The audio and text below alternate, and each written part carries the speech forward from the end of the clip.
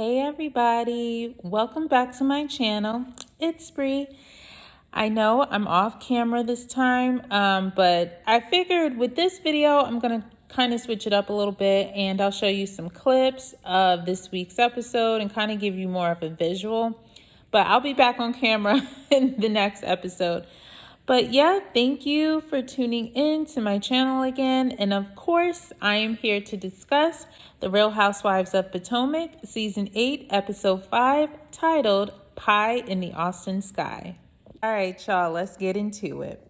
So we start this episode off with Ashley walking into a clothing store to meet up with Mia and Giselle.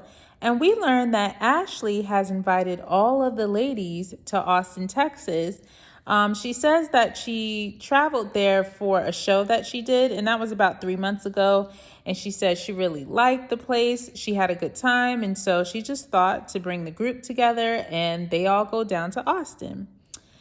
So Giselle asked Ashley and Mia, what did they think about Nneka, and do they think that she would be lying about all that she said regarding Wendy because it was a lot.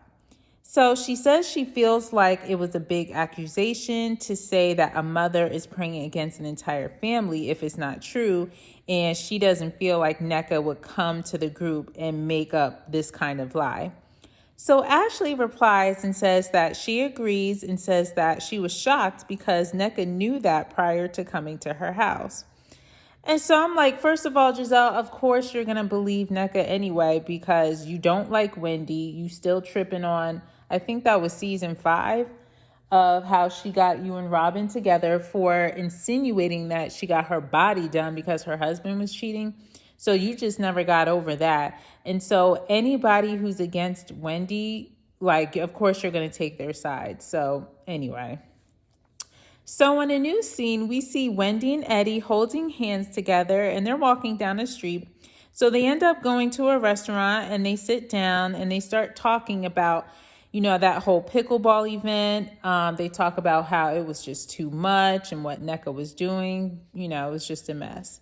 So we see in Wendy's confessional, she says that Nneka's motive was to attack her in this group. So as she and Eddie are talking, Eddie asks Wendy, how did things go left at the event? Because, he remembered he was talking to G, Mia's husband, and all of a sudden he saw furniture move. And I think he's talking about, I don't know if he's talking about when the food kind of spilled on the floor. I'm not sure. I don't know if he was talking about that. But yeah. So anyway, Wendy says, this is Nneka's second time meeting her in this group. And, just calling her a B was just unacceptable. Then the scene jumps back to Giselle, Mia, and Ashley at the clothing store. And Giselle says that she called Jamal, who is her ex-husband, asking about that whole ordeal, with the whole shrine and all that mess.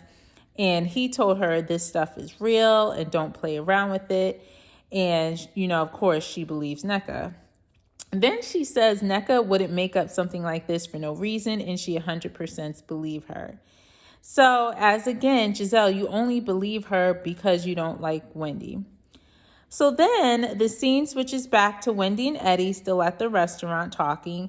And Eddie says, I don't have a problem with anybody. I'm happy Eddie.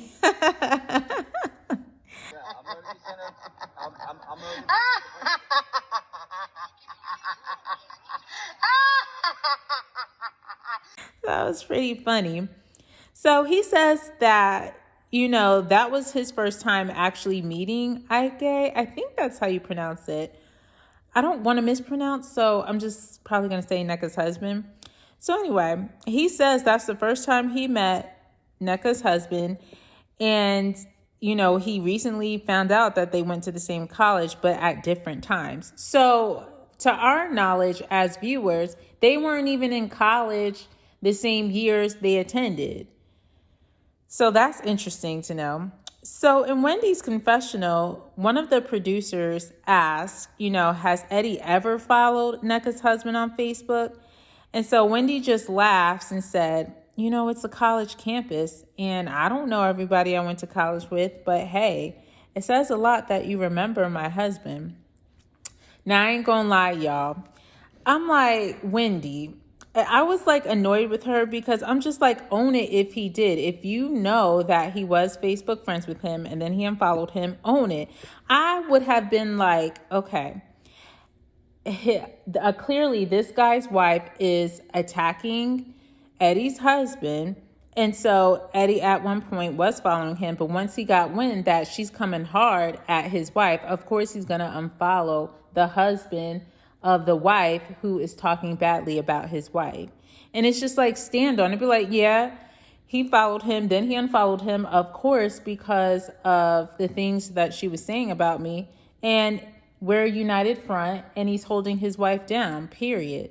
That's how, I think that's the approach she should have taken, instead of kind of beating around the bush and laughing about it, because it's just making you look kind of suspicious.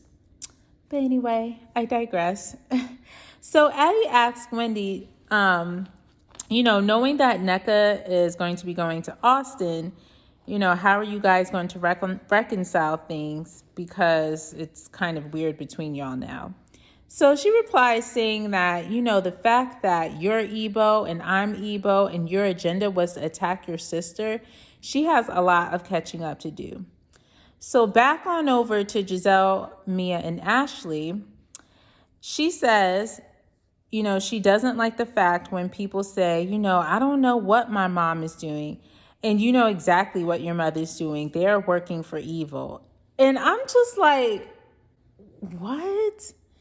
Like, Giselle is becoming delusional and almost diabolical to say something like that. Like, you're saying her mom's evil. And I guess she forgot that she has done plenty of evil things. So Ashley says, she's not going to go that far. And that's a sad day when Ashley even says, Giselle, you're going too far with that, basically calling that girl's mother evil. And I'm just like, yeah. So next, we see in a new scene, NECA and her husband arrive at an OBGYN doctor's appointment. So she lets us know that her family expected her to get pregnant right away, as it's common in her culture. She said that she didn't want to get pregnant on their honeymoon, nor during their first year of marriage. And so we learned that she's 35 years old and she's having a delayed success, getting pregnant. And she thinks her family will definitely say, I told you so. So her husband asked her, how did she feel about yesterday, meaning the pickleball event? And she says it was super annoying because she thought it would be a really great day.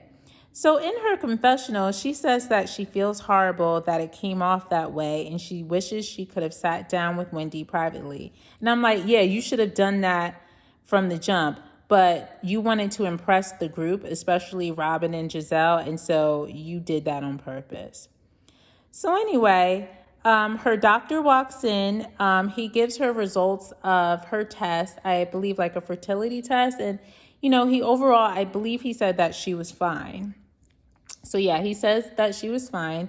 And so her husband says, they just have to do it more. And her doctor agreed, in order for her to get pregnant.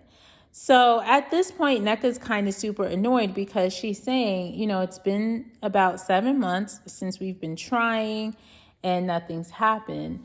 And it's kind of like you're saying that I'm okay, but like, why haven't I gotten pregnant yet? And so basically her husband's just like, we just haven't been doing it a lot. I know that he travels, twice a month. And I think he's gone for like a week because he's a travel doctor. So I guess, maybe he's just saying our timing is off of, when we can conceive. So anyway, NECA was just annoyed at that whole appointment with her husband. And NECA tells the doctor that, do not listen to my husband because he doesn't know what he's talking about. So she kind of raised her voice at her husband, basically telling him, like, just be quiet. So in a new scene, we see Mia and Gordon, her husband. They're walking into an office, and we learn that they're meeting with a therapist. And it's because Mia says that, they have to downsize due to financial difficulties, and it's been hard to navigate that. So that's why they're going to a therapist because she has like all these unresolved feelings. So in her confessional, she says that she and her husband's relationship had changed ever since he was let go from the business, the family business. He has been expanding their portfolio to other partnership groups, and it's causing a lot of tension in their marriage. And she's just saying, like, he's just working all the time, so it's just become a lot. So they sit down with their therapist, and Mia tells her, she attained a divorce attorney because she was going to file for divorce. So the therapist asks her, why did you want to file for divorce? And Mia says that Gordon was focused on work and they started to argue, and she, grew up in an abusive environment, and she told herself that she won't allow her children to hear mommy and daddy arguing. So Gordon says, I've been setting a lot of goals. I have been working hard, but I don't want to let anything get in the way of that. And I want to get to a certain economic level so that she and the kids would be set no matter what happened to me. So that's what Gordon said. So Mia says, there's another avenue of concern, for myself, in which we retained an attorney for a sale to manage the sale. So basically, she was saying how they had a company. She got an attorney to actually sell their company off. And so what happened is the company did sell, and the attorney ended up keeping some of the money, of course, that was owed to Mia and Gordon. And the attorney told Mia and Gordon that the money was in escrow. And he said that he would give it to them once all the paperwork has been filed, I guess with this sale. So she says that the attorney eventually stopped communicating with them. And because of that, they took a legal route because, of course, the attorney owed them the money. So basically, once they went the legal route, we find out that the attorney got disbarred and he committed unalived himself. So as she's telling this story, she starts crying. And it was a real moment. Like, I could tell, that really hurt her. I really pray she's not lying about this story. I would really hope she wouldn't lie about this, because y'all know how Mia is. But you could tell it really bothered her.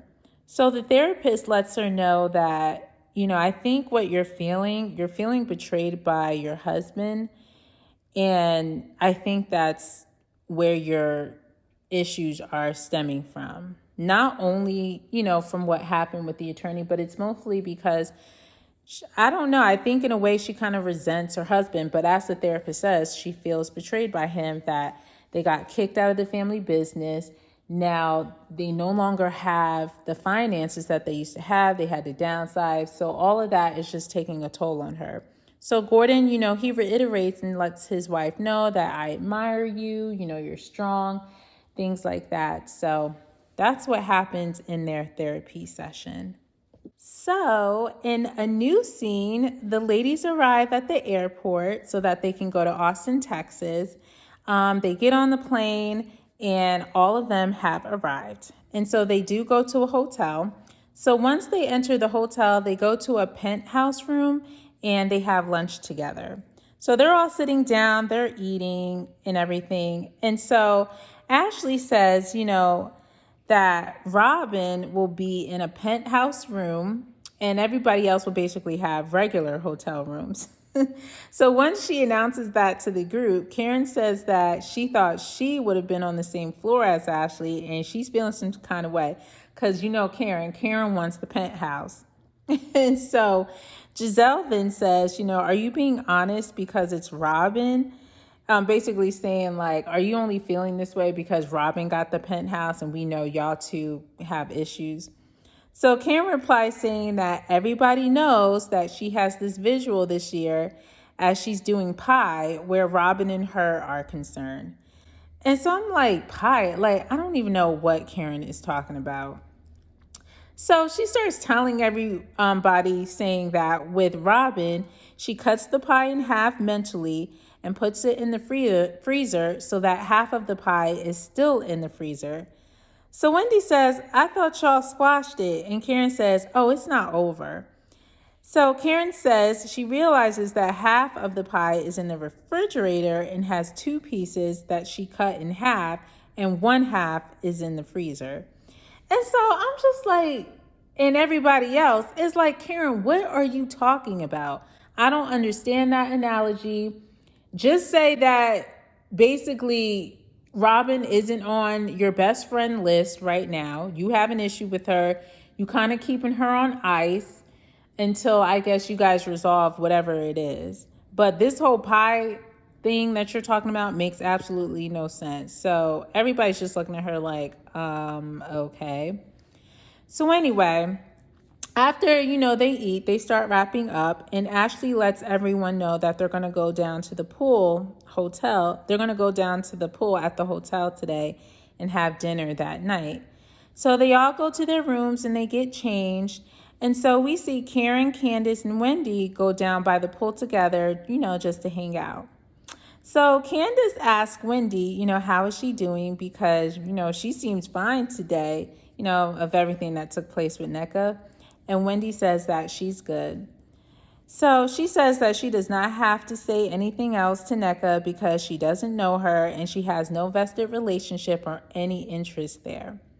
So they're all talking, and then, Ashley, NECA, and Giselle, they come down, they go by over to them to sit with them. So I think is it a cabana is what that called? So all the ladies, they're just sitting by the pool, but they're like underneath some type of, I don't know if it's called a cabana, but yeah, that's kind of, where they're sitting at.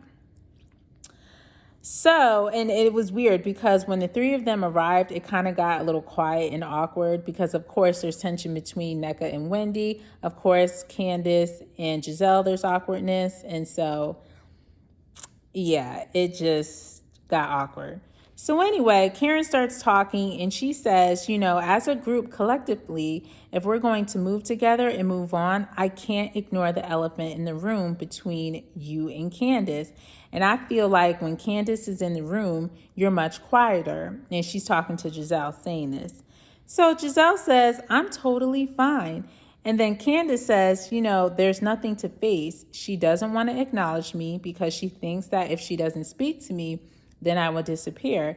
But my black A is still sitting here, so there's that. So Giselle replies saying, I haven't said that. And, for my mental space and for the safety of me and my children, I choose not to participate in any capacity. And so I'm like, first of all, Miss Giselle, you want to talk about safety? If anybody needs safety, it's Candace, and she needs safety from you. And you want to know the reason why? First of all, you lied on her marriage. You lied on her husband. And you tried to insinuate that he made you feel some type of way because maybe his actions were off. And you lied about that. Then you accused Candace of stealing your little tequila bottle in Thailand on the Ultimate Girls Trip show. So if anybody needs safety, it's Candace, because you constantly keep lying on her and her husband and her family. So yeah, you're the one, she's the one, that needs safety from you. I said what I said. Okay, well, So then Candace says, after Giselle said all that, she says, I believe it was my bonus children and my husband whose safety and reputation and overall mental state were in disarray because of things that she was saying. So then Giselle says, okay, the end. And she knew darn well she didn't have a comeback for that because she knew darn well Candace was right. Oh, Lord. Okay. So anyway, Karen then says, the tension is thick and it bothers, me. And then Candace says, well, it shouldn't. So in a new scene, we jump on over to see Mia and Robin walking outside together. And Mia lets her know that there's something that she wants to talk to her about. And she feels comfortable only sharing this with her. So they start walking, down the street from the hotel. And Mia says that she and her husband are going through a lot with their finances. And the attorney that handled their sale of their company stole money from them. So then she lets her know that the attorney was disbarred because they did report the attorney to the Bar Association. So once they did that, the attorney got disbarred. She said the attorney did apologize to them, and unfortunately, he, committed S, unalive himself. So she's telling Robin that, and she's in tears about it. And she lets Robin know that she's been in tears over this and she's been having panic attacks because, it was just money. And she feels guilty because she says, had we not reported him, this wouldn't have happened. And she said that the attorney was married and I think he had a daughter.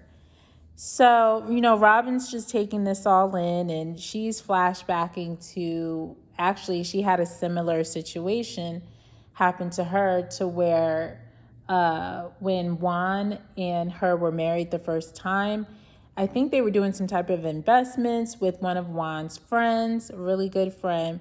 Basically, he took their money, never gave it back. And of course, once they found out about it, she said that the friend, committed S as well. So that's kind of why Mia told her this, because basically it's the same thing Robin went through, just a little bit different.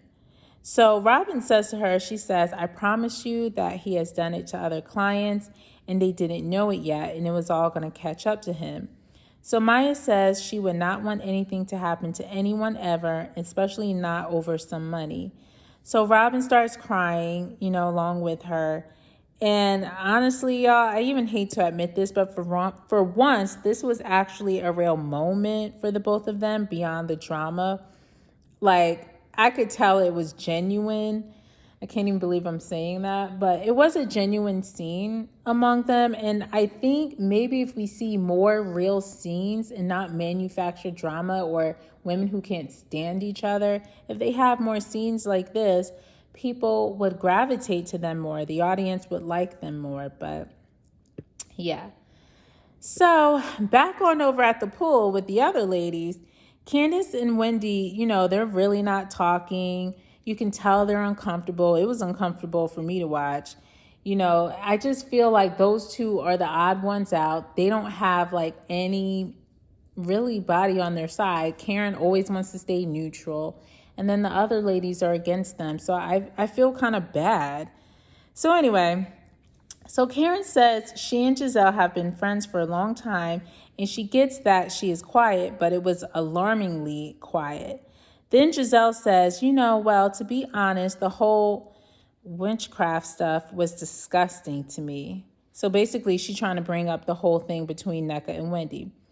So Candace says, she turns to Nneka. She says, that's a disturbing and harsh allegation. And if you believe that, then that's one thing. But I think it's important that you hear Wendy. So Nneka interjects saying that Wendy's mom said it and she prays against people. So then Nneka said something about, out of my whole 48 years of life, no one has threatened me with the shrine. So I was like, wait a minute, I got to hear this correctly. Did she say her whole 48 years of life? So y'all, I'm not even joking. I rewound that 3 times to make sure I heard exactly what she said. And that's what she said. She said, out of my whole 48 years of life, no one has threatened me with a shrine. So I'm like, Nneka, wait a minute. Didn't you tell us that you were 35 years old? So I'm confused. So I'm like, how could somebody get their age mixed up like that? That doesn't even make sense. So now I'm starting to think, is she really 35? Like, I don't know why she said that. And I'm telling y'all, I rewound that 3 times to make sure I heard that correctly. But that's a little sidebar. So let me know in the comments below. Did you guys hear that as well? I just want to know, because I'm like, I know I'm not the only one that heard that. So anyway, so Wendy says, these are all things that you were not on the phone to hear. Then Giselle interrupts and says, but do you know your mom has said things about Mia? So Wendy says, yeah, but she didn't say that type of stuff. So as they're talking, Robin and Mia, they finally join them. And Giselle turns to Mia and says, Wendy's mother on social didn't put you on the altar, didn't put you on the altar, but then Wendy takes out her phone and says, I have it right here, basically saying I have what my mother said. So Wendy starts reading the message of what her mother was saying about Mia. Wendy says, I'm only bringing this up because Giselle wanted to bring this up. So Wendy says more of what her mother wrote. And she says, there was no witchcraft in what she said. So Mia says, when I read that, I did interpret that she was sending me to a Holy Ghost fire. So, yeah, if you guys want to hear what the rest of Wendy said, definitely go back to the scene and you'll see like the rest of, what Wendy's mom said. But it was no daggone witchcraft and all that other stuff she was saying. That it's just a mess, y'all. Basically, Wendy's mom was not saying those things and trying to put that on her. So anyway, Wendy says, during pickleball, NECA said, your mom kept on saying she's going to put my name on a shrine and she's going to do this and that. And Wendy says, it was never about NECA. It was always about her in-law, Lebe, and Ivy, my sister. Her and my sister were friends. And now they're no longer friends. They have been on and off for the past 2, which is shady. So as she's saying this, NECA says, nice try, and starts clapping her hands. Then she says it again, nice try. NECA says, it was not a fight between friends. And so I'm like, girl, can you please calm down, please? Thank you. Wow, son. Wow. That's crazy, yo. So she says it was not a fight between friends. She says, Ivy, your sister, told my in-law, Lebe, that you were upset that I had allegedly used your name, and I'm telling people that you and I are friends to be amongst the social group, which is incorrect. So she says she met Wendy at an event, but she never said that her and Wendy were friends because she didn't know her. She just met her in passing. So Wendy says, you knew exactly who I was. You came and you specifically went against your fellow Nigerian sister with the intent to attack me. So as Wendy is saying this, NECA is saying, girl, bye. And she's just being dismissive, just being rude. So NECA says, I don't know you and I still don't know you. So Giselle says, okay, where did all the hatred come from? Because NECA was just going so hard at her. It just didn't make any sense. So I'm assuming that's why, Giselle said that. So NECA replies and says, the hatred came from her sister communicating that I'm a clout chaser, that I'm jealous, and, everything under the sun. So she says, you went and told your sister and your mom that I was on the show and you were mad. I'm sorry, she says, and they were mad about it.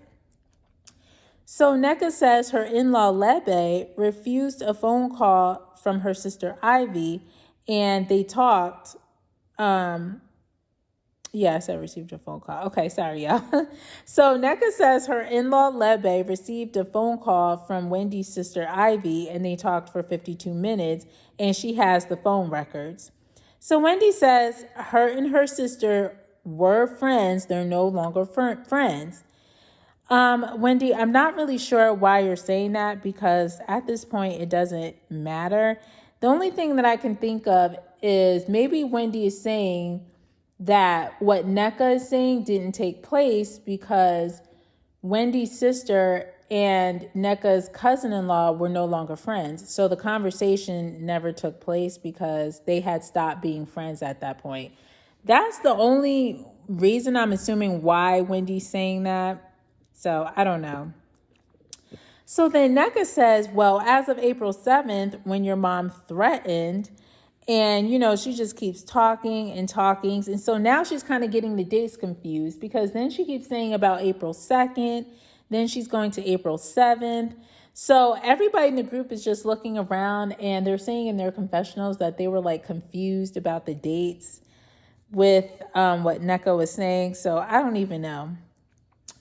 So as those two are still arguing, Candace asks Wendy, how old is Lebe? And so Wendy says, I don't know. That's my sister's friend. So then Nneka says, is she your sister's friend? And so Wendy's like, are you lost? So then Nneka says, so why are you announcing her at your daughter's sippancy then? So then we see a flashback of unseen footage of Wendy's daughter's sippancy, and Lebe is there, and she's like giving props to Lebe and everything like that. So then Giselle says, well, was she there? And scene. So yeah, y'all, that's the end of the episode. Now, what I want to say is this. Wendy, it is just not looking good for you in this episode. I don't understand why you just won't stand on it. You should have been like this. Let me tell you something, Nneka. I heard that you were trying to get on this show and that you were using my name as leverage to get on the show, to make it seem as though you know me, to get a spot on the show. I got wind of it, I heard it, and I told my family, I don't know why this girl is going around saying she knows me when she doesn't. I do not want my name to be used to get on the show. I don't even think it was a thing of Wendy didn't want her on the show, period. It's a thing of, why are we lying, saying we know each other when we don't? And I don't want you to use my name to get on the show, because when you do that, you're putting your reputation on the line. And if anything goes left, people are going to be looking at Wendy like, girl, why you bring her on the show? So Wendy's like, no, like if I don't really know you like that and we're not friends, no, do not use my name. So Wendy went back, told her family about it. And so Wendy's sister and mom were mad. And so they called up Lebe, Nneka's cousin-in-law, and basically told her, tell your cousin, do not use Wendy's name to try and get on the show. And basically was going off. That's what happened. To me, I feel, and Wendy shouldn't just like, and so I stand on that. And that's what happened. I'm not going to deny that my sister and mom called, but my mom ain't put your name on no shrine. That's what Wendy should have done. Not kind of go into this thing about they're no longer friends. And, it was just coming off as though you were being a little deceptive. So I come to find out that it might have been Sunday night, but basically Wendy released receipts of the whole Nneka and Lebe debacle. And so basically Wendy was vindicated. And so the receipts that she shows are text messages between her and Lebe. And so basically back in March of 2022, Lebe text Wendy, saying like, hey girl, what's up? We need to get together, have lunch and talk. And by the way, my cousin-in-law, she just got married. She just moved to this area from LA, and producers from Bravo reached out to her about getting on the show, Potomac. So basically, Wendy didn't respond to her. I think Wendy didn't respond to her, but for a few days. And I can't remember what Wendy's response was. But yeah, I don't know if she said anything. Y'all have to go back and see her receipts. So then Wendy showed another text message thread that happened in the summertime, sometime in August. And basically, Lebe was asking if she could use Wendy's name to get a consultation and get surgery done by a particular plastic surgeon so that she can get a BBL. And so she's basically saying like, hey girl, hey Wendy, can I use your name to get in to see this doctor? Because I know that he did work on you and he's completely booked until the following year and I can't get in to see him. So I called them and they let me know, well, basically, if you know somebody, I guess, of status or maybe a celebrity, he will, take a look at you. He'll squeeze you in if he knows these celebrities. So basically, she was asking Wendy, can I just use your name so I can get a consultation in to see the doctor? So again, Wendy didn't respond, and Wendy didn't respond until, I don't know, I think it was a few weeks later. I'm trying to remember what Wendy said. Anyway, the whole moral of the story is Lebe kept reaching out to Wendy for her cousin, and then to use Wendy's name to see a particular doctor to get, plastic surgery done.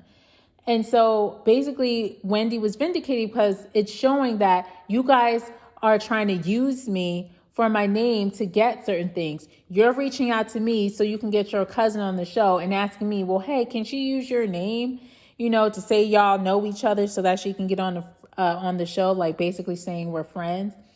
And then you're contacting her again to try to use her name as leverage so that you can get a BBL done. So, and my thing is this, I'm like, Wendy, why did you release these receipts to the producer? I don't think she did, because I think she was saying how she has been sitting on this for a while, and, she didn't want to release it. And, at this point, she needs to do it because of all this chaos on TV. So I'm like, girl, you should have released this to the producers and to the group. I don't know why you didn't do that. The only thing I'm thinking is maybe because NECA is in her community, she was still trying to protect her in some way, and she didn't really want her to go out like that. And maybe she was hoping things would turn around. I don't know. That's the only kind of logical reason I can think why she did not release those receipts. But I feel like Wendy's vindicated. Again, you can go on her, I believe it's Twitter.